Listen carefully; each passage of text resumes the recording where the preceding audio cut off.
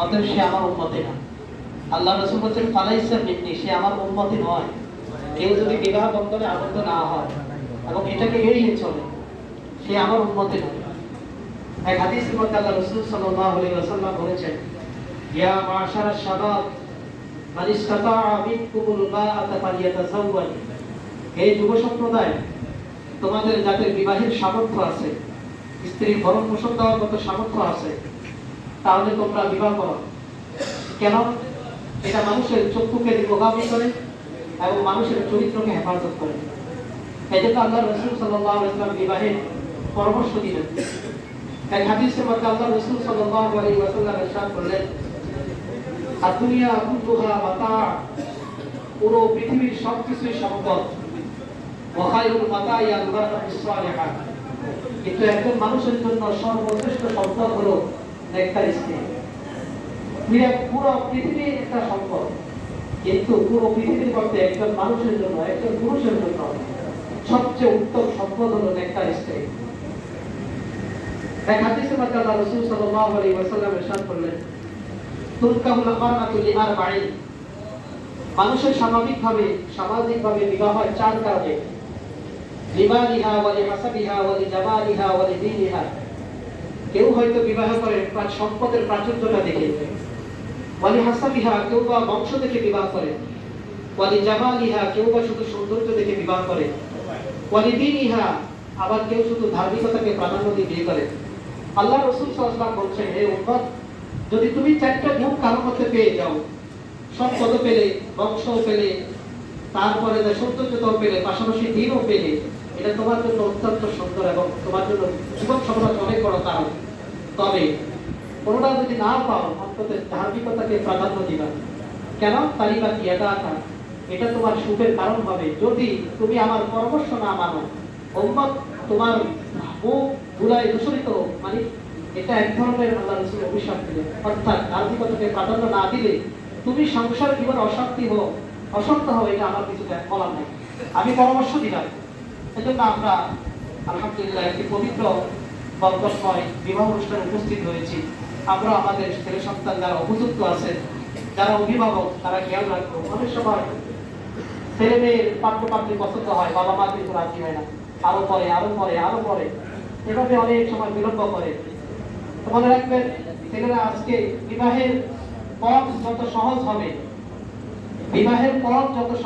ব্যভিচারের পথ তত বন্ধ হবে। আর বিবাহ যত সমাজের মধ্যে কঠিন করে ফেলা হবে, তত ব্যভিচারের পথ উন্মুক্ত হয়ে যাবে। এই জন্য আল্লাহ রাসূল সাল্লাল্লাহু আলাইহি ওয়াসাল্লাম বারবার বিবাহকে সমাজের মধ্যে সহজ করার জন্য বলেছেন। হুজুর সাল্লাল্লাহু আলাইহি ওয়াসাল্লাম হাদিসের মধ্যে বলছেন, আযামুন নিকাহি বারাকাতান আইসারুহা মামুলাতান, ওই বিবাহ সবচেয়ে বেশি বরকতময় যে বিবাহের মধ্যে খরচ কম। আযামুন নিকাহি বারাকাতান আইসারুহা মামুলা, যার যে বিবাহের মধ্যে খরচ যত কম, সেই বিবাহ তত বরকতময়। আজকে আমরা সমাজের মধ্যে আমাদের অবস্থা এমন যে পরিপূর্ণ একটা ছেলে তার নিজের পায়ে না দাঁড়ানো পর্যন্ত বিবাহের নামে দিতে চাই না। ওই ছেলের বয়স 45-50 পার হয়ে যেতেছে, এখনো প্রতিষ্ঠিত হয়নি, আর কবে প্রতিষ্ঠিত হবে? এই জন্য তাকদীরে যেটা আছে, উনি যদি কোটিপতি হয়, ওনার তাকদীরে যে মেয়ে আছে ওই মেয়েই আসবে, কারণ আল্লাহ জোড়ায় সৃষ্টি করেছেন। আর যদি আরো কম পয়সাওয়ালা হয়, তাহলে সেটাই আসবে। এই জন্য উপযুক্ত বয়সে প্রত্যেক অভিভাবক নিজের মেয়ে যদি উপযুক্ত হয়, বিবাহ দেওয়ার চেষ্টা করবো। নিজের ছেলের অভিভাবক যারা আছে, ছেলে যদি বিবাহের কথা বলে বাবা মাকে, আর আপনি এক্ষেত্রে গড়িবসি না করে, ছেলে যখন বলে ফেলছে, তাকে আরে বুঝ না দিন যে আরো প্রতিষ্ঠিত হোক, তাহলে সে কিন্তু খারাপ কাজের দিকে যাবে। আল্লাহ তাআলা সমস্ত অভিভাবকদেরকে নিজেদের ছেলে সন্তানকে সঠিক সময়ে বিবাহ করানোর তৌফিক দান করুন।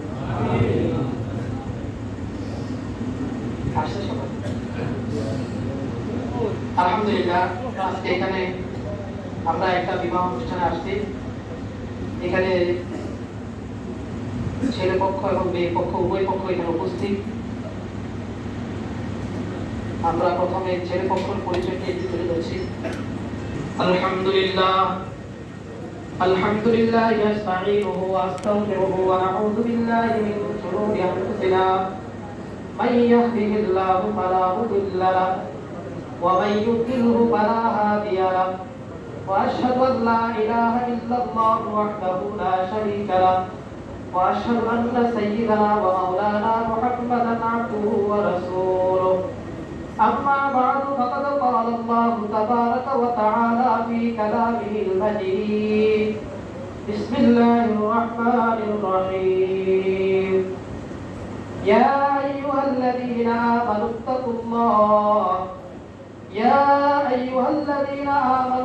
الله حق تقاته ولا تموتن إلا وأنتم مسلمون وقال الله سبحانه وتعالى يا أيها الناس اتقوا ربكم الذي خلقكم من نفس واحدة وخلق منها زوجها وبث منهما رجالا كثيرا ونساء واتقوا الله الذي تساءلون به والأرحام إن الله كان عليكم رقيبا وقال الله سبحانه وتعالى يا أيها الذين آمنوا اتقوا الله وقولوا قولا سديدا يصلح لكم أعمالكم ويغفر لكم ذنوبكم ومن يطع الله ورسوله فقد فاز فوزا عظيما صدق الله مولانا العظيم قال رسول الله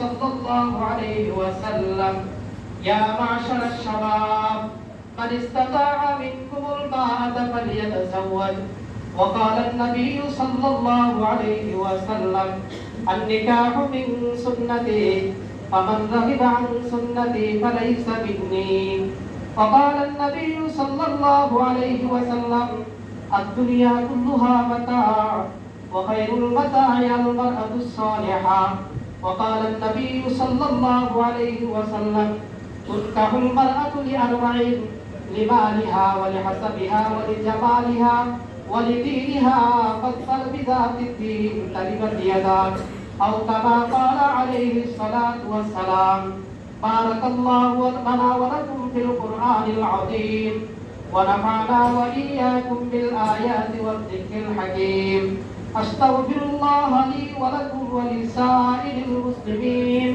فاستغفروه إنه هو الغفور الرحيم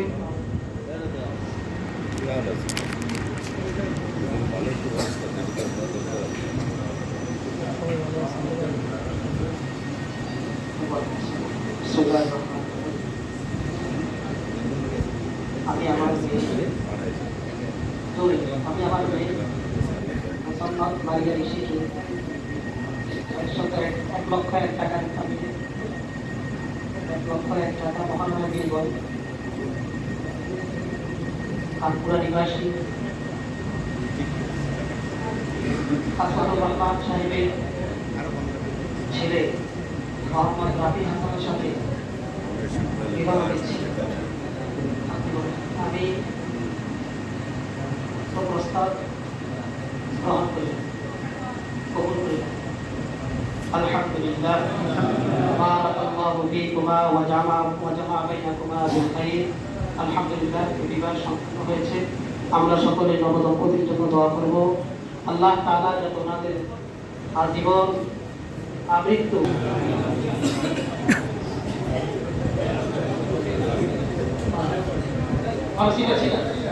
ভাই খেতে শিখানো সন্তান তাড়াতাড়ি করে দেওয়া এটা একটা সৌন্দর্যতা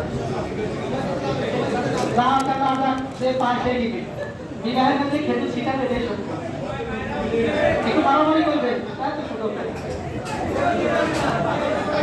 হ্যাঁ আজকে খালি দরজায় যাবে নাকি মুরগির দিকে মারে হ্যাঁ অমর হ্যাঁ অমর অমর হ্যাঁ অমর এই কোনায় মারে না কা